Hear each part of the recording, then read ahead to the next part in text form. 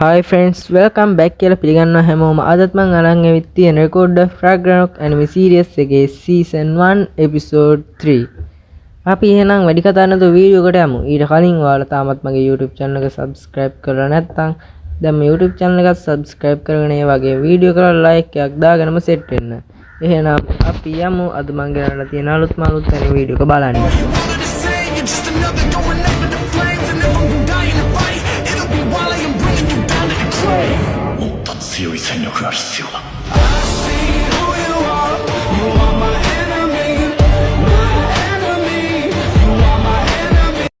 අද එපිසෝඩ් එක පටන් ගන්නේ ගිය පාර එපිසෝඩ් එකේදී බ්‍රූහිඩල් ඕපන් කරපු ගේට් එක ඕපන් වෙන තැන. ඒ ගේට් එකේ ඉඳන් එනවා බ්‍රූහිඩල්ගේ ඊළඟ සහෝදරියන් 11 දෙනා.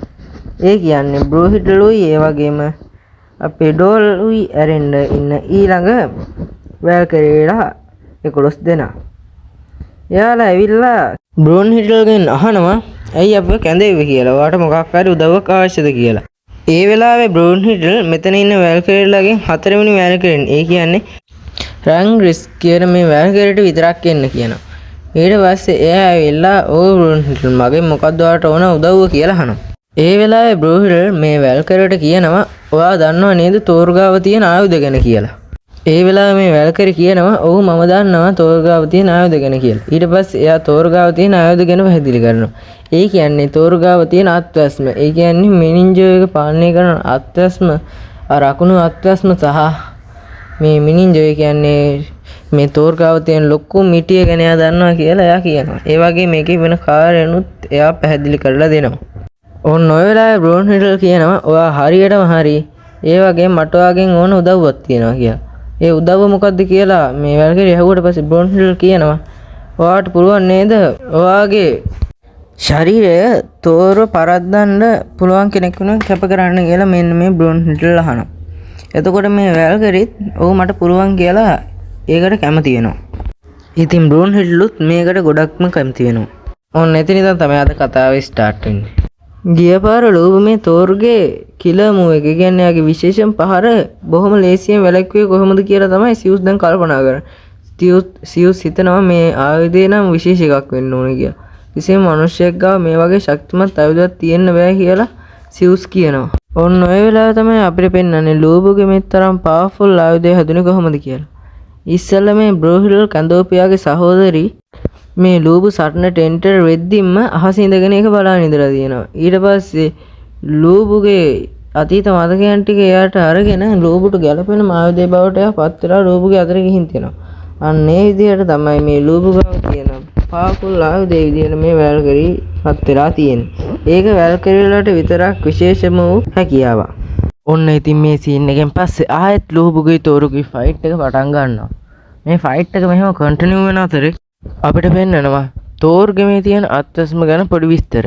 ඒ අත්වැස්ම තෝර්ගාව තියෙන්නේ මේ මිටියෙන් තෝර ආරක්ෂා කරන්නලු. ඒ මිටියට විරුද්ධව තාපසන්නහකයක් ගොඩනගන්න. මොකද කිව්වොත් තෝර් ෆයිට් කරන ලාවට එයාගේ මිටිය ගොඩක් රත් වෙනවා. ඒ නිසා ඒ මිටියේ රත් වීමෙන් තෝර ආරක්ෂා කරන්න තමයි එයාගේ මෙන්න මේ තියෙන අත්වැස්ම එයා දාගෙන ඉන්නේ. ඉතින් මේක පෙන්නලා ඉවර වෙනවත් එක්කම අපිට පෙන්නනවා අපේ ලූබ් හදන්නේ මේ තෝර්ගේ තියෙන අත්වැසුම් දෙක කල්ලා දාන්න. එහෙම කරොත් ඇත්තටම නිකන් මනුෂ්‍ය ජාතිය දින්න වගේ තමයි. මොකද එතකොට තෝරට ලේසියෙන් යාගේ මිටිය අල්ලන්නත් බෑ. ඒක පාලනය කරන්න බෑ කියන්නේ තෝර්ගේ තියෙන බලයන් නැතුණා හා සමානයි. ඉතින් මෙහෙම හිතපු ලූබ් කොහොම හරි කරලා තෝර් දෙවියන්ගේ එක අත්වැස්මක් කල්ලා දානවා. ඒ අත්වැස්ම කල්ලා දාපු ගමන් තෝර්ගේ අතින් මිනින්ජෝ එකත් ඉසික් වෙලා වැටෙනවා. ඉතින් මේක දැකපු දෙවිවරු ඔක්කොම පුදුම වෙනවා. මොකද මේ ආයුධය නම් මෙසේ ආයුධයක් නොවන හින්දා. මොකද තෝර්ගේ මේ තියෙන අත්වැසුම් දෙක ගොඩක් පවර්ෆුල් අත්වැසුම් දෙක. ඒක කඩන්න කාටවත්ම බෑ. මේ දෙවියන් පුදුම වෙන අතරේ මිනිස්සු හයියෙන් කෑ ගහ රොල්රොස්තන් දෙනවා. මොකද දැන් ඉතින් මිනිස්සු දින්න හා සමානයි කියලා තමයි මිනිස්සු ටික නම් හිතාගෙන ඉන්නේ. මෙයා හිතාගෙන ඉන්න අතරේ අපිව ගෙනියනවා සියුස්ගේ පැත්තට.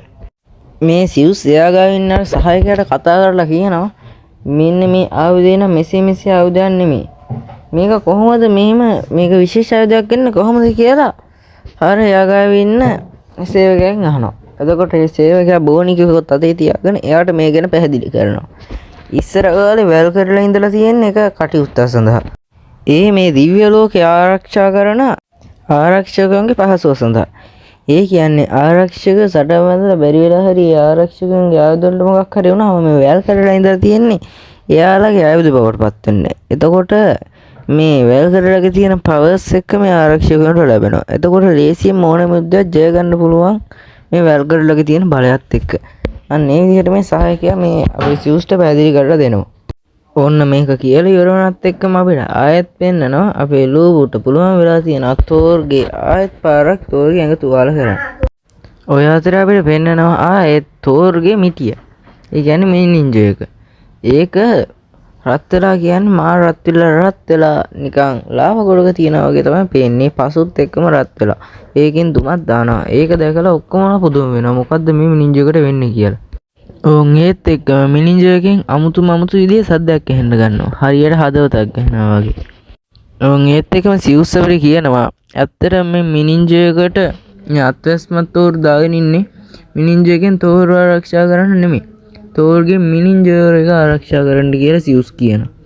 ඒත් එක්කම තෝර් මිනින්ජය ගාව ටිකෙන් ටික ඇවිත් එයාගේ අතේ තිබ්බ අනිත් අත්වැස්මත් ගලවලා විසික් කරනවා. ඒක වැටෙන තැන ලොකු ආඝාතයකුත් ඇති වෙනවා. ඒ කියන්නේ තෝර්ගේ එයාත් වැස්මේ තරම් බරයි. ඕන්න ඊට පස්සේ තෝර් එයාගේ මිටිය අතර ගන්නවත් එක්කම ඒ මිටිය ටිකෙන් ටික පැලෙන්න ගන්නවා. ඒ කියන්නේ පැලිලා ඒකෙන් අමුතු අඬු වගේ දේවල් වගේක් එළියට එනවා. ඔන්න ඊට පස්සේ තෝර් ආයෙත් එයාගේ මිටියත් එක්ක ලෝබුත් එක්ක සටන් කරන්න ලෑස්ති වෙනවා. ඔන්න ඔතනින් ඒක කට් කරලා අපිට පෙන්නන බ්‍රෝන් හිටල්.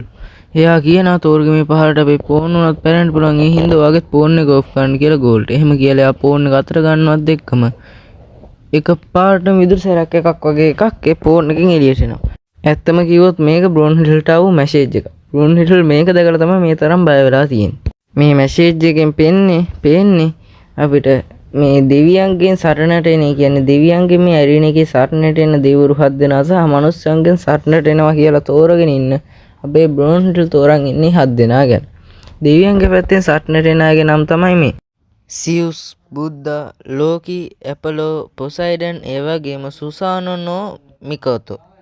ඊට පස්සේ මනුස්සයන්ගේ පැත්තෙන් මේ බ්‍රෝන් හිටල් තෝරන් ඉන්න අයගේ නම් තමයි මේ කින් සී හ්යුන්, කින් ලියනඩෝස්, නිකොලා ටෙස්ලා, කීජිරෝ සසකි, ජැක් ද රිපර්, ඒ වගේම ආද. ඉතින් බැරි වෙලා හරි මේකෙන් කාට හරි සටනට ඉදිරිපත් වෙන්න බැරි වුණොත් ඊට පස්සේ තියෙන අයගේ නම් වලින් කාට හරි ඉදිරිපත් වෙන්න පුළුවන් කියලාත් මේකේ පැත්තකින් සඳහන් කරලා මෙන්න මේ අයගේ නම් එතන දාලා තියෙනවා. හර්කියුලිස්, තෝර්, වල්සිම්හම්, අනුබිස්, ඕඩින්, ඒ වගේම බීල්සියුබුස් වගේ අයගේ නම්. ඒ වගේම ශිවත් මෙතන ඉන්නවා. ඊට පස්සේ අපිට ආයෙත් පෙන්නනවා මේක මේ පණිවිඩේ සියුස්ගේ ෆෝන් එකටත් ඇවිත් තියෙනවා. සියුසුත් මේක බලලා ගොඩක් සතුට වෙනවා. ඔන්න ඊට පස්සේ අපිට ආයෙත් අපේ තෝර් ඇන් ලූබු සටන, ඒ කියන්නේ ෆයිට් එක කන්ටිනියු වෙන විදිහ පෙන්නනවා. ඉතින් අපේ තෝර් මුලින්ම එයාගේ මිටියෙන් පාරක් ගන්න ලූබුගේ පැත්තට. හැබැයි ලූබු එක ඉතාම දක්ෂ විදිහට මග හැරෙන්න සමත් වෙනවා. මග හැරලා එක පාරටම පැනලා තෝර්ගේ පැත්තට පාරක් දෙන්න එනවත් එක්කම ආයෙත් තෝරේ විසික් කරපු මිනින්ජෝ එක මෙන්න මේ අපේ ලූබුවත් පහු කරගෙන තෝර්ගේ අතට එනවා. ඒ හින්දා ලූබුට මේ පහර ගහ ගන්න බැරි වෙනවා. ඒ මිනින්ජෝ එක තෝර්ගේ අතට ආවත් එක්කම තෝර් ආයෙත් එයා ගාව තියෙන ලොකු ශක්තියක් යූස් කරලා තෝර් ලූබුට ලොකු පාරක් එල්ල කරනවා. ඒ පාරත් එක්කම අදට මේ එපිසෝඩ් එක මෙතනින් ඉවර වෙනවා. ඔයාලට මේ රෙකෝඩ් ඔෆ් රැග්නරොක් ඇනිමේ CS එකේ ඊළඟ එපිසෝඩුත් බලන්න ඕන නම් අනිවාර්යයෙන්ම channel එක subscribe කරලා වීඩියෝ කරලා like එකක් දාගෙන set වෙන්න. ඒ වගේම ඔයාලට මේ ඇනිමේ series එක ගැන මොකක්ද හිතෙන්නේ කියලා පල්ලෙහෙන් comment කරගෙන නැත්නම් එහෙනම් අදට අපි යනවා මේ AS Anime TV.